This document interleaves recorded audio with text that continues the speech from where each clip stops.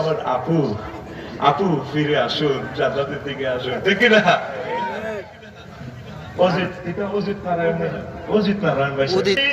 আল্লাহর বিধান বনে গেলে মস্ত শয়তান, যেদিন ছাড়লে আল্লাহর বিধান বনে গেলে মস্ত শয়তান। মানব রচিত মতবাদ নিরপেক্ষ, ধর্ম নিরপেক্ষ মতবাদ, মানব রচিত মতবাদ, ইসলামী তো জিন্দাবাদ। নিরপেক্ষ আর